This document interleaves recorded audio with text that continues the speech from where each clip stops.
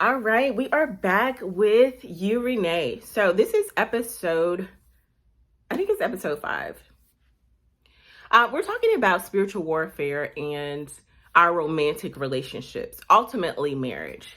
I'm wondering if people know there are spirits called anti-marriage spirits, just like there are like life is spiritual. You know, that's what I believe. I say it all the time. Life is spiritual. We are spiritual beings in a body with a soul. When this body is at rest, it will be buried or cremated. And immediately, if it's cremated, it's back to ashes, but it will deteriorate in the casket. But our spirit, our soul, will have already transitioned. We were spirits before we came to this realm. And what manifests in the natural, it started off in the spirit. And so we're looking at when you're that person that people are like, oh, you're so pretty. You're so handsome. Oh, you're so smart. Oh my God, you have a great personality. You're so funny. Why aren't you married? You're not married? You have kids? And this is always funny that if you said you weren't married and then you say you don't have kids, it's funny they'll ask, do you have kids? As if,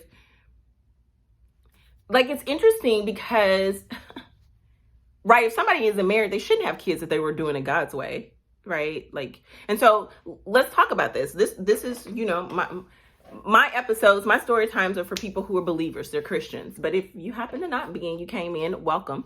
But you're a Christian. So watch this. You're doing it God's way. Like, Lord, I'm doing it your way. I pray to you. I seek you. I pray to you. You know, I fast. I give.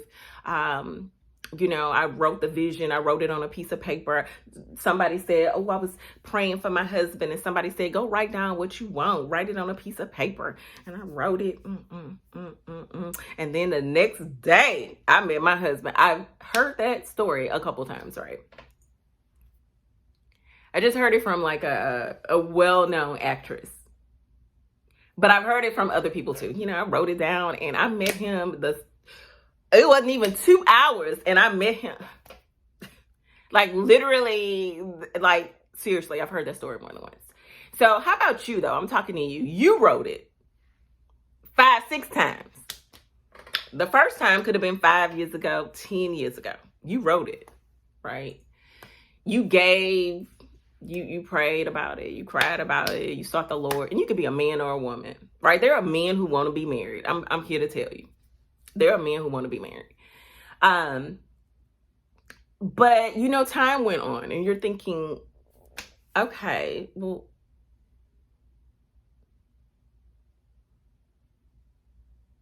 what's going on?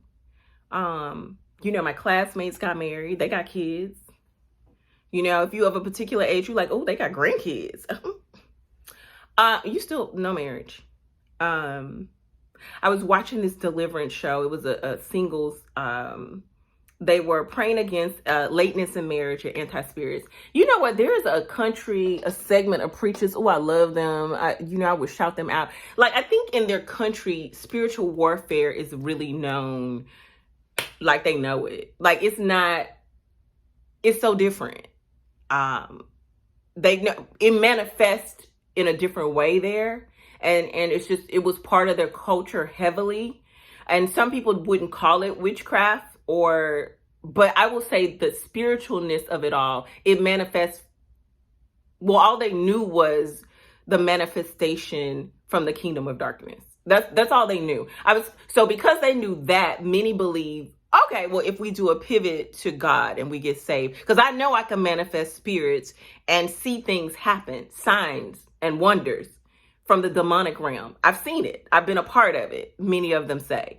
So when I got saved, I was like, okay, it's easy for me to have faith for the impossible that God can bring through the name Jesus Christ and the shed blood of Jesus Christ, because I've seen it from the side of darkness. And I'm going to tell you, I was so thankful to have experienced and met and been exposed to that, being from the Americas and not having been. Because what it was teaching me was just how much what the Holy Spirit was saying to me, life is spiritual. And you need to know how to get deliverance. And we can't get delivered if you don't know. They tell you can't get delivered from something you don't acknowledge and you can't acknowledge something you don't know. It is the worst feeling, the worst place to be when you don't know what's affecting you. Whether you're sick and you don't know what's affecting you, you're in a cycle of something negative and you don't get why. And I remember a preacher saying, the first sign of deliverance is knowing you need it, because there are some people who just have given up and thought, well, it's always been that way. I guess this is how it's supposed to be for me. How sad. Because they haven't gotten the revelation yet that that's not how it's supposed to be. And that's not how it has to be. But you have to now fight for your deliverance. And so that's why I'm here. So back to spiritual warfare and relationships. So this is for not the person who got married and there's a cycle of divorces in their family, or that's another conversation. Or as the one woman said in the audience that I was watching during this deliverance conversation, she said, I was watching it on YouTube. And so she was saying, in my family, I have aunts who are all like 50, 60 years old, like 5 of them. Ain't nobody been married before. So she was like, I can see the pattern. And here's what's sad about that. In order to see a pattern, it has to go on a while for you to recognize a pattern. So it wouldn't be that it just happened. Usually some time has to pass for you to even put together, like, wait a minute, something's not right. Like, usually time has to pass. So that's when you have to pray to the Lord to restore your time and restore your season and catapult you into your destiny. See, I'm jumping to prayer because it just be getting me fired up. But this particular episode is about for the single person where it's not that pattern in the family, but it's you. The pattern is with you. Man, woman, the pattern is with you. So in this particular case, you can actually think about a time and remember a time when you met great men or women. Like when you were in school, you were that dude or you were that girl. So even if you weren't the most popular, let's say you could pull, your share. You could pull the cute dude who's nice to you, kind, good looking. They got some girls who want him and you like, boop, no girl, get out the way. Or if y'all broke up, you was like, okay, you met, people was choosing. Like people was choosing. It wasn't like you weren't being sought after, like you was, or weren't recognized that you were pretty or had something to offer. Or if you were that guy, you still attracted a pretty girl who had a crush on you, or if you stepped to, a certain amount of girls, you still pull a certain number that you were attracted to. Like you ain't had no problem. So, you move into college, kind of the same thing. Maybe you had relationships here and there that you wanted. Like it didn't, you didn't move to marriage, but you weren't thinking marriage. You're thinking, I'm young, I'm in college, I'm having fun. And so that's not on your mind. But as you get older, you notice, and we won't even go too much older. So let's say you're in your 20s. So you start to work, and then you notice, okay, the kind of people that you, or even the number of people that you attract. First of all, let's start with the number. Greatly diminished. Now we know school is different. Like it's a whole plethora of people, but some people are in school, and we see that there are some people who are loners in school, and they have issues when they're in school, whether they're being bullied or just simply by themselves. And I'm going to tell you the trick of the enemy is to isolate you and make you feel hopeless. We serve a God of hope.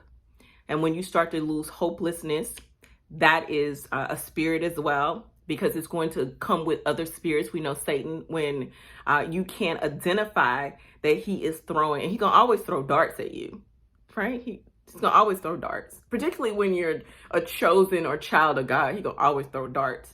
And he's counting on your ignorance. Being in darkness is being ignorant. And so that dart comes and he wants to isolate you always, because now he can bring in depression, bring in suicidal thoughts, bring in thoughts of, oh, maybe I'll do it to my classmates that I shouldn't, or being rebellious to your parents, or so it brings in these other spirits that really have no really good outcome.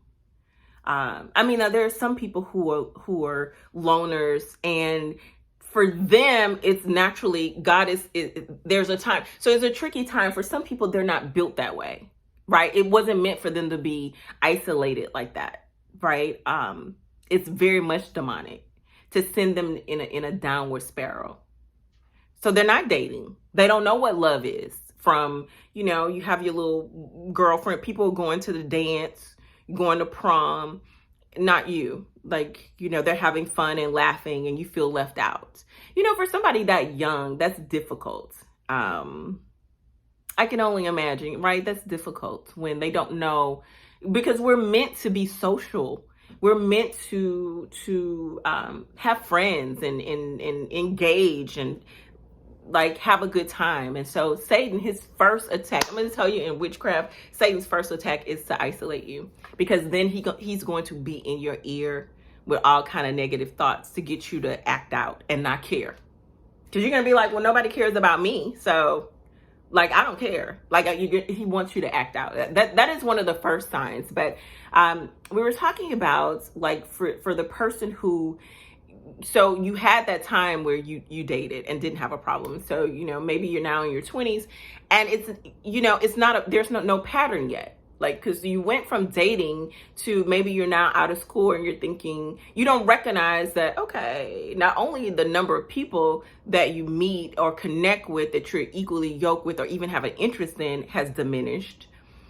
You're working, doing other things, you have responsibilities. So you don't recognize just yet that, okay, well, when I do meet somebody, I'm like, you trying to find a reason why you should date them. Like, before, you could find people who you were attracted to and you had things in common with.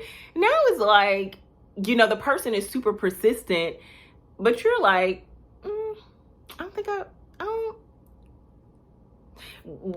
Satan wants you to settle. He wants you to settle. And I'm going to tell you, the person who comes, some could have good intent. And it could just be, people say, oh, your threshold is too high. No. Like, you have a lot to offer, right? You're saved. You're living your life right. You're funny. You're kind. You have a lot to offer. But now we're not talking about things that can happen and it's just in the natural. We absolutely know some people could just not be dating. They haven't met the right person yet. They meet some people and they're you can decide between, you met a good person that maybe is your opposite, or you met someone who maybe, they didn't fit certain things that you thought you would date, but you know what? They're a really good person. And if y'all connect, y'all can do amazing things together. Not that. I don't mean that part. I'm talking about, this is for the believer who there's something nefarious going on. So you're now in your 20s and, as we mentioned, as I mentioned, there are very few options coming. You don't fully notice it. You're busy with work, growing a career, and you think that's it. Maybe you move to another state, move to another country, and you think that's it. This is how time can pass and you don't yet see the pattern, because like, life is still happening. But maybe you'll have a conversation with someone who, they're just like, I don't date that much and I feel like I have a lot to offer, and it makes you think about your own situation. Maybe someone else is more vocal, or you see something that's talking about it and it makes you have that conversation. And so you start to look at a pattern like, okay, I went from meeting quality men, quality women, but I was just too young to marry, to meeting men and women, people of the opposite sex who are married. Not that you didn't meet married people before, but it wasn't even that often. Like, you didn't even meet it that often. It was rare that somebody was bold enough to approach you and then be like, I'm married, but like, what's up? Like, that didn't happen often, but now you're meeting people who are unavailable or who you shouldn't be with. That's demonic. God, absolutely, a covenant is established by God, and Satan comes to pervert whatever God has put together. He came to pervert it, and adultery is it. That is why you can get a divorce. As much as you've taken a vow, that's why you can get a divorce after someone has committed adultery. Because you perverted and defiled your marital bed. Covenant is everything to the Lord. And so now you're meeting, like a magnet is on your head. You're meeting married men, married women, and they pursuing you heavy. You're like, oh, no, thanks you. I don't date married men. And you going about your business. Why he back tomorrow? Right? Or somebody new and you find out he married. And you're like, no, I'm not interested. You're still not picking up that there's a pattern though. But then the next group of men you meet, maybe they are,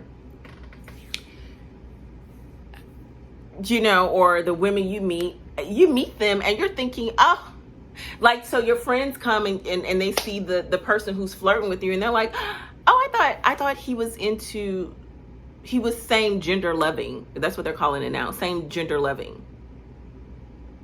Like, so people perceive the person who's flirting with you to be same gender loving, but you're heterosexual, and he's approaching you, but he gives off this appearance, this vibe, everything about him, his mannerisms, the way he communicates, just everything about him is like someone who's same gender loving. And then but you're thinking, oh, well, maybe it's the city I moved to, right? They do say that this is common here, and so maybe that's it. That's what you start thinking. You haven't picked up on, but the last 5 people you met was just like that, right? You're still not getting it because you don't know. You haven't, your spiritual eyes haven't been open for you to understand something nefarious is going on. You went from meeting quality people to meeting people that are, so imagine if you entered into a relationship with someone who was in fact same gender loving, but you're heterosexual, and you discover they're down low or something else. Man, whether you're a man or a woman, and you meet someone who she's really into something else. You're a guy and you meet someone and she's really not into you, but she pursued you, she seemed to like you, and you discover she into something else. For some men, they're like, that's okay, but you'll be heartbroken if really she didn't really want to be with you. Or for a woman, you put your guard down. I've seen, like, I remember, okay, we back to another story time. Y'all know that's when my friends told me to do a story time. I remember I was attending this church, and there's this lady who used to walk in with the first lady, like her friend. A mega church, the pastor has armor bearers, and then the first lady, I don't know, her escorts, her friends that come in. So it was a trio that would take turns coming in with first lady. So there was this one lady who seemed to be about the age. The other ladies looked younger, but there was one who seemed to be the first lady's age. And I had just arrived at that church, all fresh from another church, and I remember someone I had befriended at the church was saying, so this woman had a son who was about to go off to college in my hometown. So that is standing out to me. And I remember someone saying to me, girl, she went through. She caught her husband in bed with a man. And at that time I was so young. And I was like, I wonder if is it worse to find out your husband is cheating with a man or with a woman? I always had them questions that make you go, I mean, it was a sincere question. I was like, I wonder if it's the worst. And so I remember my friend at the church said, a man. She said it like a man. And I was like, is it the same? Or like, I don't know. Somebody tell me. Y'all let me know what is worse. Is it the same? Because I think it's like, what? But she said it was worse. That was worse. But that the woman, I wasn't at the church yet, but she was like, oh, she went through. The first lady and the pastor, oh, they had to pray for her. She said she was, it was a hard time, right? Now that probably, this would have been before we know what we call down low. That didn't have a term yet. So it was difficult for her. She said, I remember that. Now, this is what's funny. Fast forward. Now, I hadn't been at the church a while, and there was this wave of marriages in our church. It was 5 high-profile marriages in the church at the same time, and everybody had their first baby together. Now, this woman had a son that was going off to college, but you had them babies, when you maybe 19, 20, early 20s. So she was now 40, and she had met a man, and she was in that high profile, about 5 couples who got married. She met a new man, and she was now pregnant.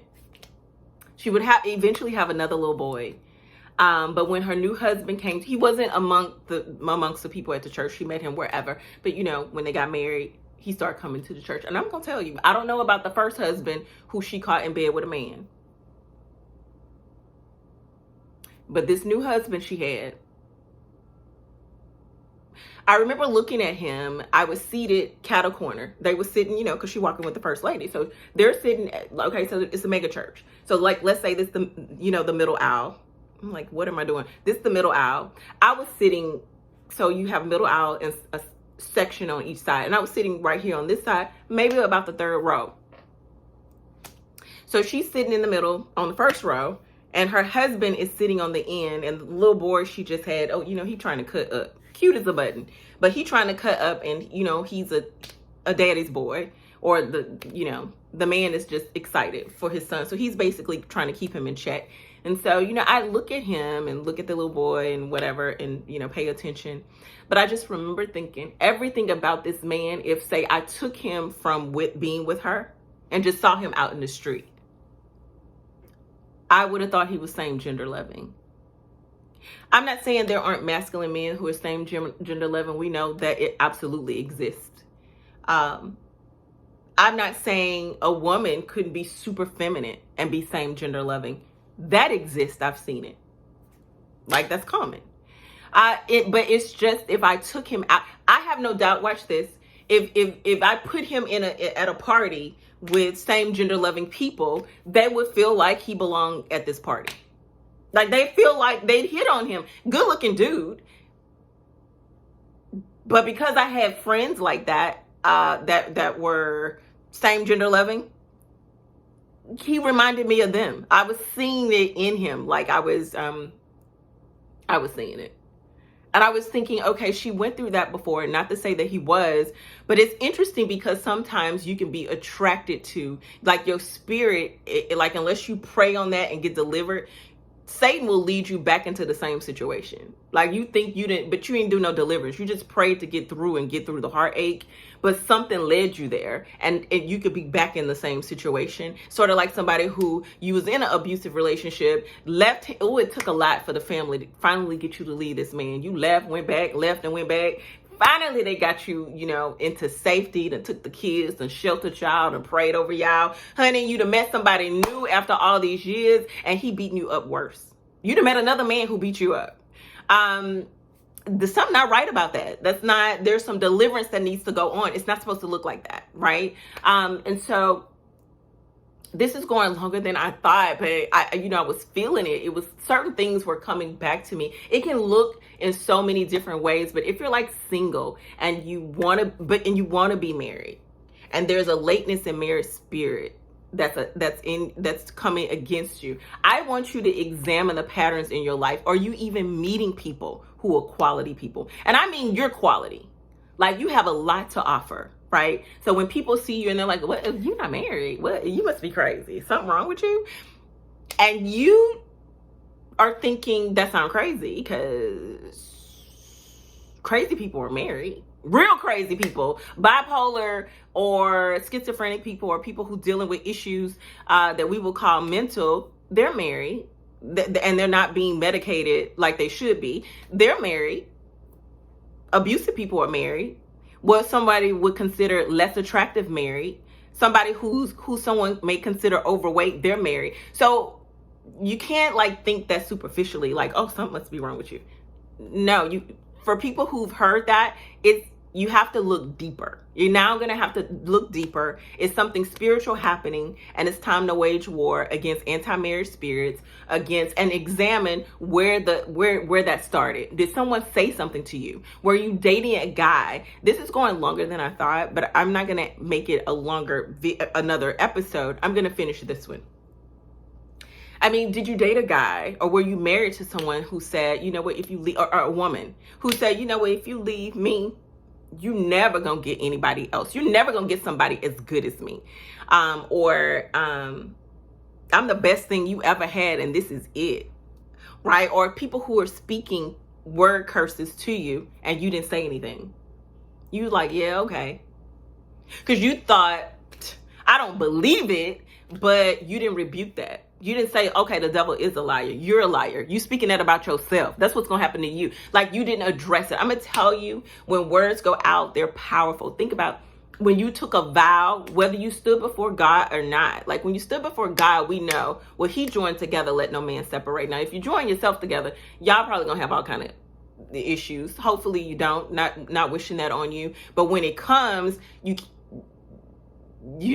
would now have to repent for some things and take it before the Lord about what he would have you do in that particular regard. But I'm going to tell you, if somebody spoke something really foul against you, you have to reverse that. I cancel that. I rebuke that. Like, and so even if you didn't say it at the time because you was just thinking, I'm not going to engage them, I'm not getting in no fight with them, but you know, you just basically coming in agreement. If you say nothing and somebody said you stupid and you don't say anything, that's like you receiving it. Like, our words are powerful. Life and death is in the power of the tongue. It's something I had to learn. Like, I'm good about taking the high road and be like, girl, I'm not going to argue with you. It was some crazy stuff people have said to me. And I was like, I'm not going to engage that. I would look stupid to engage it. But what I learned to do, as soon as you say something to me that I know to be a lie, because there's some people I've met that are full-fledged witches. I didn't know it. They didn't look in the form of a witch. It's some people you know that come in the form of, you know. Okay, we'll get to that at a later point. But yeah, so what I would implore you to do, if you know that that's not how your life started, like in terms of being isolated or not meeting quality people, that, you know, you're meeting, you know, all the quality people who can be in a room. It's the person who come in with nothing to offer. Like, you got everything in the world to offer and they have absolutely nothing, and they don't have no shame about it. Not that we should walk around in shame, but I mean somebody who is not even trying to better themselves. Because I'm going to tell you, you can meet people, you ever met people, men and women do this. I remember there was a season of my life, I met men who didn't want to work. I never used to know men like that. Like, I come from having a strong work ethic. People who have a strong work ethic, so do I. That's what I knew. And I definitely knew men who worked. I'm a woman with a strong work ethic. And so definitely the men I knew did. So when I later would start to meet, I met a couple, it's like 2 or 3, but it was enough. It was funny because they remind me of each other and it caught my attention. But they didn't want to work. And it was funny, before I got the confirmation, I remember saying to one of them, I was like, you act like you don't want to work. You must, like, you looking for a woman to take care of you. And he was like, a woman to take care of me? Well, he didn't do too much of the neck, but it was with attitude in his voice. He smirked for a minute and then he said, a woman to take care of me? Why would I need a woman to take care of me? Like, he was indignant for a second. He smirked for a minute.